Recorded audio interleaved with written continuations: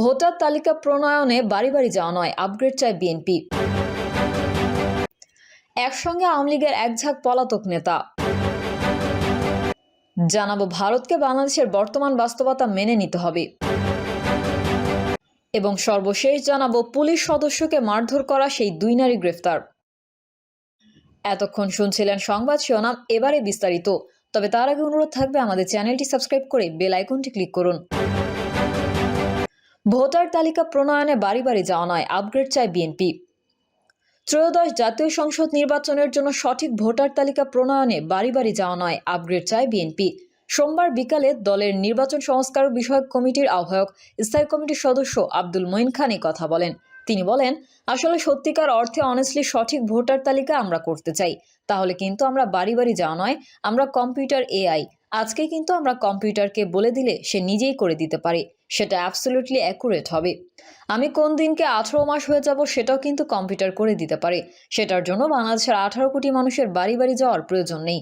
বাড়ি বাড়ি যাওয়া এটা অত্যন্ত সময় সাপেক্ষ এবং অপ্রয়োজনীয়, এবং এটাতে ভুল হওয়ার অনেক সম্ভাবনা বেশি। যিনি মারা গেছেন তার নামটা অটোমেটিক্যালি বাদ চলে যাবে। এই বিষয়ে আমরা সংস্কার প্রস্তাবে স্পষ্ট করেছে এটা আপগ্রেড হবে।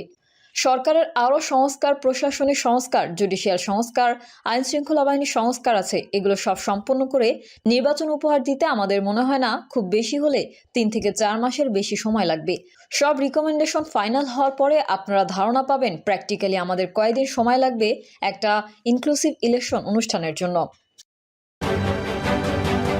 একসঙ্গে আওয়ামী লীগের এক ঝাঁক পলাতক নেতা। বৈষম্য বিরোধী ছাত্র আন্দোলনের মুখে সাবেক প্রধানমন্ত্রী শেখ হাসিনার পদত্যাগের পর আওয়ামী লীগের অনেক প্রভাবশালী মন্ত্রী ও নেতাকর্মী দেশ ছেড়ে পালিয়েছেন। ভারত, যুক্তরাজ্য, যুক্তরাষ্ট্র, সিঙ্গাপুর সহ বিভিন্ন দেশে অবস্থান করছেন তারা। এছাড়া অনেকের অবস্থান অজানা। সম্প্রতি যুক্তরাজ্যে একসঙ্গে দেখা গেছে আওয়ামী লীগের একাধিক পলাতক প্রভাবশালী নেতাকে। জানা গেছে লন্ডনের সাবেক প্রধানমন্ত্রী শেখ হাসিনার ভার্চুয়াল সমাবেশের দর্শক সারিতে ছিলেন আওয়ামী লীগের কয়েকজন মন্ত্রী, প্রতিমন্ত্রী, সংসদ সদস্য ও আমলাকে। তাদের সবার বিরুদ্ধেই একাধিক মামলা ও দেশ ত্যাগের নিষেধাজ্ঞা আছে। সেখানে ছিলেন সাবেক মন্ত্রিপরিষদ সচিব কবির বিন আনোয়ার, সাবেক প্রবাসী কল্যাণ ও বৈদেশিক কর্মসংস্থান প্রতিমন্ত্রী শফিকুর রহমান চৌধুরী, ফরিদপুর 1 আসনের সাবেক সংসদ সদস্য আব্দুর রহমান, সিলেট 3 আসনের সাবেক সংসদ সদস্য হাবিবুর রহমান হাবিব। রোববার ইস্ট লন্ডনের ইমপ্রেশন ভেন্যু হলে যুক্তরাজ্য আওয়ামী লীগের আয়োজনে শেখ হাসিনার ভার্চুয়াল সমাবেশ হয়। সেখানে মোবাইলে বক্তব্য দেন শেখ হাসিনা। ভারতকে বাংলাদেশের বর্তমান বাস্তবতা মেনে নিতে হবে। গদিচ্যুত শেখ হাসিনা ভারতে আশ্রয় নেওয়ার পর থেকেই ভারত খুব পরিকল্পিতভাবে বাংলাদেশকে অস্থিতিশীল করতে সর্বাত্মক চেষ্টা চালিয়ে যাচ্ছে। সংখ্যালঘু নির্যাতন, বিশেষ করে হিন্দু নির্যাতনের গুজব ছড়িয়ে ডক্টর মোহাম্মদ ইউনূসের অন্তর্বর্তী সরকারকে আন্তর্জাতিক মহলের সাম্প্রদায়িক সরকার হিসেবে তুলে ধরতে আপ্রাণ চেষ্টা চালিয়ে যাচ্ছে। বাংলাদেশ বিরোধী এই প্রোপাগান্ডায় শুধু ভারতীয় মিডিয়া জড়িত বলে এতদিন যেই ধারণা দেওয়া হয়েছিল তা সত্য নয়। এর পেছনে যে ভারত সরকারও জড়িত তা ধীরে ধীরে স্পষ্ট হয়ে উঠেছে। বিশেষ করে নারী ও শিশু নিপীড়নের দোষে দোষী ইসকন থেকে বহিষ্কৃত তথাকথিত ধর্মগুরু চিন্ময় দাস সুনির্দিষ্ট অভিযোগে আটক হওয়ার পর তা আরও পরিষ্কার হয়েছে। চিন্ময় ইস্যু নিয়ে ভারত অতিরিক্ত বাড়াবাড়ি শুরু করেছে।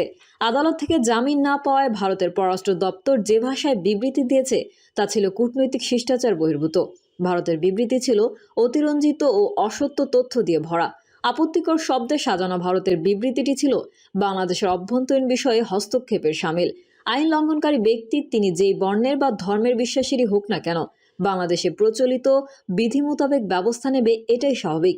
কিন্তু ভারত গায়ে পড়ে যে আচরণ শুরু করেছে তা গ্রহণযোগ্য নয়। ভারতের এই ন্যাক্কারজনক আচরণকে তাই বাংলাদেশের জনগণ দৃঢ়ভাবে প্রত্যাখ্যান করেছে। বাংলাদেশ সরকার পাল্টা বিবৃতি দিয়ে তীব্র প্রতিবাদও জানিয়েছে। তারপরেও ভারত থেমে নেই। বাংলাদেশের ধর্মীয় দাঙ্গা লাগানোর ক্ষেত্রে সাম্প্রদায়িক বিষ বাষ্প ছাড়িয়েই যাচ্ছে। বাংলাদেশের পরিস্থিতি নিয়ে অসত্য ও অপতথ্য প্রচারের মাত্রাও বাড়িয়ে দিয়েছে। ভারতীয় মিডিয়ার উপস্থাপকদের মুখের অমার্জিত ভাষা, উচ্চস্বরে চিৎকার চেঁচামেচি ও শরীরের অরুচিকর অঙ্গভঙ্গি অনেক ক্ষেত্রেই ভদ্রতার সীমা ছাড়িয়ে যাচ্ছে, যা সভ্য সমাজের মানুষের পক্ষে গ্রহণ করা সম্ভব নয়। শেখ হাসিনা ছিল ভারতের জন্য সোনার ডিম দেওয়া রূপকথার হাঁসের মতো। শেখ হাসিনার কাছে যখন যা চেয়েছে তাই পেয়েছে তারা অনায়াসে। কাজেই এমন একজন তাদের প্রয়োজন ছিল। সোনার হাঁস যতদিনই বেঁচে ছিল প্রতিদিন একটি করে সোনার ডিম পাওয়ার লোভে গৃহস্থ হাঁসটিকে যেমন যত্ন করতেন, ভারতও তেমনই তাদের স্বার্থে হাসিনাকে ক্ষমতায় টিকিয়ে রাখতে যা করার তাই করেছে। এখানে ভারতের কায়েমি স্বার্থ রয়েছে। ভারত চেয়েছিল হাসিনা চিরস্থায়ী রূপে বাংলাদেশের ক্ষমতায় টিকে থাকুক। তাতে বাংলাদেশে তাদের চিরস্থায়ী স্বার্থ নিশ্চিত হবে। হাসিনা যেখানে একাই ভারতের স্বার্থ রক্ষা করে গেছে, সেখানে অন্য কারোর প্রয়োজন পড়েনি তাদের। ফলে তারা এই দেশের জনগণকে বিন্দুমাত্র গুরুত্ব দেয়নি। ভারত কখনো রাষ্ট্রের সঙ্গে রাষ্ট্র কিংবা দুই দেশের জনগণের সঙ্গে জনগণের বন্ধুত্বে বিশ্বাসী ছিল না। এই জন্য জনগণকে বাদ দিয়ে শেখ হাসিনাই হয়ে ওঠেন ভারতের কাছে গুরুত্বপূর্ণ। কাজেই সেই সোনার হাঁস হাসিনার এখন আকস্মিক পতন ভারত হজম করবে কি করে? শেখ হাসিনা তাদের যা দিয়ে গেছেন তা এখন অনিশ্চিত হয়ে পড়েছে। তাছাড়া পতন ঠেকাতে ব্যর্থতার জন্য দায়ভারও সে তো দেশের প্রধানমন্ত্রী নরেন্দ্র মোদীকেই নিতে হচ্ছে। এই কারণে বাংলাদেশে হিন্দু নির্যাতনের অসত্য অপতথ্য ও গুজব ছড়িয়ে সেই দেশের জনগণকে বাংলাদেশের বিরুদ্ধে খেপিয়ে তুলে হাসিনার পতন ঠেকাতে মোদীর ব্যর্থতার অভিযোগ থেকে দৃষ্টি অন্যদিকে ফেরানোর চেষ্টা চলেছে।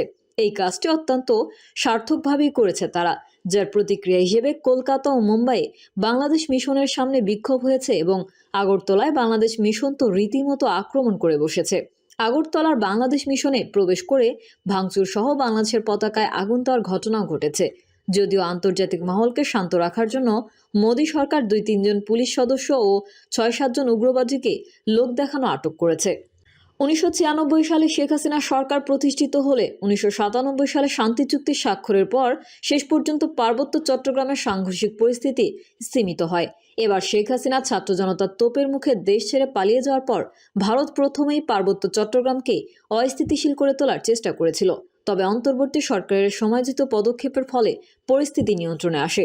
ভারত সম্ভবত এবার আগের পথে পা বাড়াবে না, কারণ উত্তর পূর্বাঞ্চলের বেশ কয়েকটি রাজ্য নিয়ে ভারত এমনিতেই ঝামেলা আছে। মণিপুরের নাজুক পরিস্থিতি বিরাজ করছে। সম্প্রতি মিজোরামের মুখ্যমন্ত্রী লাল দুমোহা যুক্তরাষ্ট্র সফরকালে ভারতে একটি খ্রিস্টান রাষ্ট্র প্রতিষ্ঠার আহ্বান জানিয়েছেন। লাল দুহমা এই আহ্বান থেকে 1 মাস আগে দিলেও এতদিন তা গোপনে রাখা হয়েছিল। সম্প্রতি ভারতের কিছু স্বল্প প্রচারিত গণমাধ্যমে এই নিয়ে সংবাদ প্রকাশের পর তোলপাড় শুরু হয়ে গেছে। ভারতীয় সংবিধান রক্ষার শপথ গ্রহণকারী একজন মুখ্যমন্ত্রী কতটা মরিয়া হলে এই ধরনের বক্তব্য দিতে পারেন তা সহজেই অনুমেয়। এসব পরিস্থিতি নিশ্চয়ই ভারতের জন্য শুভ লক্ষণ নয়। অতএব এসব কথা বিবেচনা করে ভারত বোধহয় আগের মতো পার্বত্য চট্টগ্রাম নিয়ে বেশি দূর এগোনোর সাহস করবে না।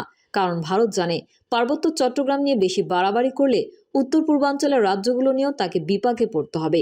ভারত সরকার, রাজনৈতিক দল এবং সেখানকার এক শ্রেণীর উগ্রবাদী মানুষ বাংলাদেশের সংখ্যালঘুদের নিয়ে যেই এত উচ্চবাচ্য করছে, তারা তাদের নিজ দেশের সংখ্যালঘু মানুষেরই বা কতটুকু নিরাপত্তা দিতে পারছে? ভারত তার নিজের দেশে যেখানে সংখ্যালঘুদের নিরাপত্তা দিতে ব্যর্থ, সেখানে বাংলাদেশ নিয়ে তাদের এত মাথা ব্যথা কেন? একবারও কি নিজেদের প্রশ্ন করে দেখেছে গত 1 দশক ধরে সেই দেশের সংখ্যালঘু